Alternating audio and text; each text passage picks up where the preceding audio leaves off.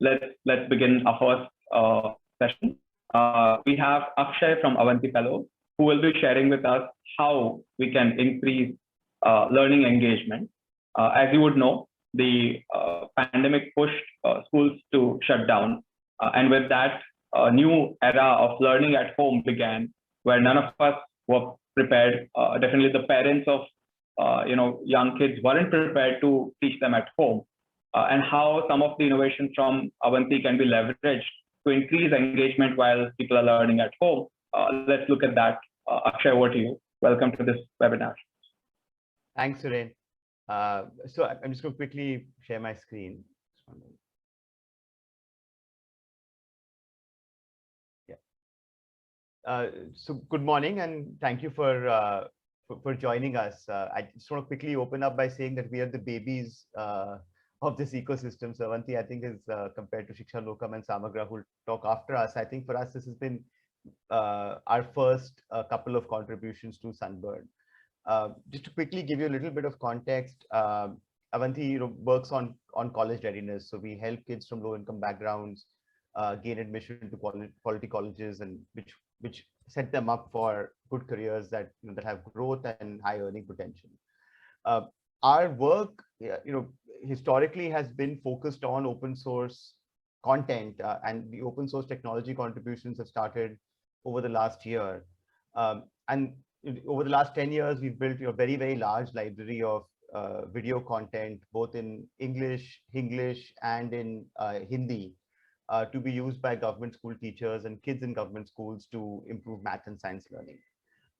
We've been implementing that in two ways. One is by working at a systemic level with states, where we contribute that to the state content library, and also then train teachers on using that in class. That's what happened historically before COVID. And the other part of our programming is focused on test prep, where we work in the Navodaya Vidyalaya schools, which are residential schools for high potential rural kids, run by the MHRD, where we focus on getting kids into IIT, NITs, medical colleges, etc. With that context, I think I'll quickly jump to our journey with open source tech, and specifically with Sunbird.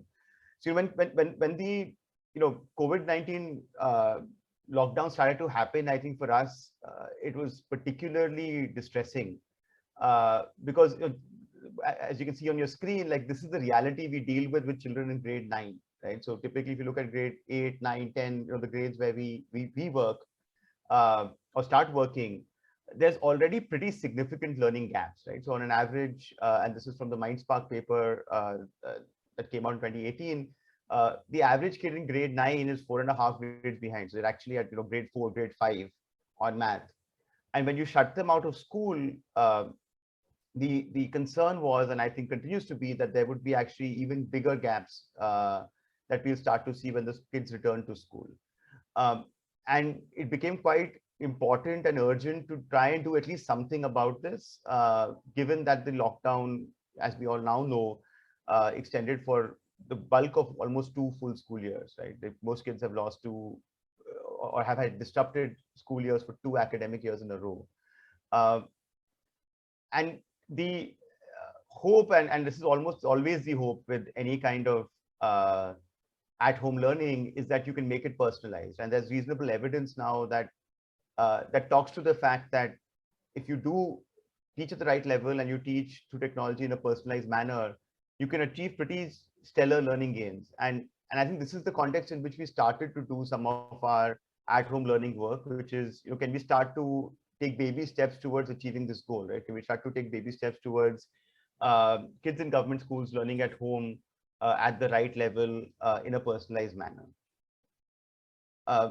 The context of our work, and for many of you who are from the sector, you'll understand this, was kids who didn't have their own phones, who had pretty simple mobile phones, had access to them only for a few hours a day. And when we first started, we actually started with Google Forms, right? So our first learning intervention was links to YouTube videos and Google Forms, which had videos embedded in them. And we started to find that when we made somewhat adaptive Google Forms, which is forms where the videos were were preceded and succeeded by small multiple choice questions, and then the child went to a different video based on their responses, both the retention and the learning was dramatically better. But this was a pretty clunky solution in the sense that this wasn't very elegant, didn't work very smoothly. It was not a great experience for the child. So we built Plio, which is an open source uh, tool which basically combines both of these things, combines the ability to take multiple choice and open-ended questions with a YouTube video. And like I said, before this, we'd already built ourselves a reasonably large library in math and science that was open source and in Hindi.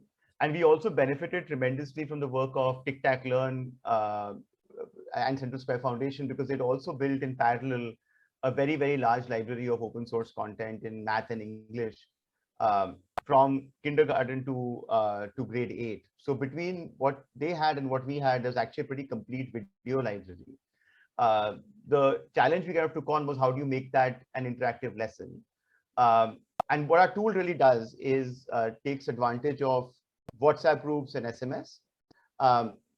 And teachers are able to then send these interactive lessons to children through a simple link, right? So when the child clicks on the link, they're able to get what's essentially a Google form layered on top of a video. So you can take specific timestamps in the video and layer questions on top of them. So when the child is consuming this, they're able to, let's say after every 15 or 20 seconds, actually interact with the content in a more meaningful manner. So if they've watched something about number systems, they can do a quick quiz question right after it. And why this is really powerful is that it very, very quickly transforms what's a pretty passive way of learning, which is, watching a video, into something that's active learning and a bit of an interactive lesson plan. And the data we're able to collect for children is actually very, very rich, right? So we know whether a child started a video, where they stopped, which questions they got right, which questions they didn't get right. And then be able to use that to make assessments about the quality of the content we're sending, about the length of content we're sending, about formats, about which children are motivated to learn, what their learning levels are, and over time start to build a bit of a longitudinal learning profile for the child. And none of this is personalization today, but it does start to lay the ground in both in terms of data and interaction formats, where you can then start to do personalized learning for children, in step 2 or 3. And this tool, is what is really our first material contribution to Sunbird, right? So Sunbird already has the capacity to store and serve video content, store and serve questions of various formats, combine those questions into quizzes. And when we looked at the Sunbird platform, and we've done a lot of this on our own, in very simple manners, the power of contributing to Sunbird was that we didn't have to build all of those capabilities from scratch, right? So we already could take advantage of the fact that Sunbird had a mechanism to store video content, serve it to children, serve it offline to children. Also already had the capability of having a pretty involved question bank, turning those question banks into quizzes. And essentially on Sunbird, what this looked like was basically taking the video module and the quiz module and layering them on top of each other and turning it into a new learning item, which we are calling the interactive video. And I think there's a couple of things in the early results that are very, very encouraging, right? So when we look at our early result data, we're already seeing almost a 50% increase in completion rates on videos, right? So the curve on the top, which is the red line, is the retention rate on an interactive video, and the curve at the bottom, which is a typical YouTube video retention, right? And when you aggregate this across all of the videos we sent over the last year, there's a 50% increase in engagement and a 5-fold increase in completion, right? So almost 5 times as many kids complete watching a video now that we've made it interactive. And this is encouraging. I don't think this is the full answer, but it's a very encouraging sign that you can take open source video content, open source question banks, and create interactive lessons very, very quickly to help kids learn and to keep them engaged with learning. I've already talked about the interaction data, but I do want to double click on it, which is, I think we're also taking advantage of Sunbird's telemetry. So, and in simple words, what that means is, on the quiz items in Sunbird, there's already a way where you can get data, right, around which questions the child answered, whether they answered them correctly. Over time, there'll be the capability of getting a sense of how much time was spent on each question. So really all we had to do to implement a fairly involved tool was take different components of Sunbird, modify them in a small manner, and add very, very specific new capability. And the reason I'm talking about this repeatedly is I think I just want to highlight the power of a community-based open source software movement, right? Which is that doing all of this or even building this tool in isolation would have taken months, lots of money. We possibly would have gotten a lot of these components wrong. But the power of doing this in an open source platform is we know that the other components that we're using have already been tested and they work. And we can focus on getting this one specific interaction right. I think what we're really excited about is, that this tool is not just necessarily a teaching learning tool. You could use this for surveys. You could use this in a variety of different creative ways, right? Wherever you'd want to use a Google form with an instructional video, I think you could use this tool anywhere. What we're also excited to see is, as this rolls out more broadly, how educators and organizations use this, right? So we'll start to get much more broad-based data back than we would have gotten ourselves on the use of the tool and what we can do to make it more effective and improve it further. And like I said before, I think the eventual future really for this is, can we take this data and then make the tool adaptive, right? So can we really start to make it give content to children that's based on their prior learning journey? So I'll stop there, and thank you so much for having me here, Suren, Monica, and happy to engage in the fireside chat after this. Thanks, Akshay. I think it's very powerful to see how something very simple, like a video with questions, can be combined to increase engagement 5 times, right? And then it lays down the ground for future personalization, which is, again, very exciting. And the whole power of, being able to leverage what's already available out there, building on top of it, just extending it, putting it together to create innovation. I think that's what I would call innovation in a true sense.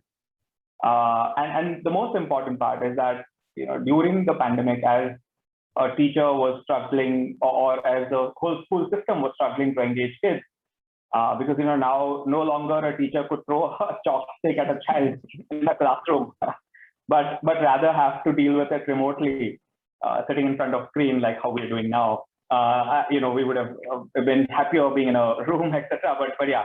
So now, so towards that, how this allows the teacher to engage by drawing some of the intrinsic motivations of a child, which is what's something, quickly practice, answer a question, make it very engaging, which even in a real classroom might not be a practice every day because it might be a very monologue driven classroom. But now this truly opens up that opportunity for kids to interact, engage, express themselves. So thank you very much for laying that out.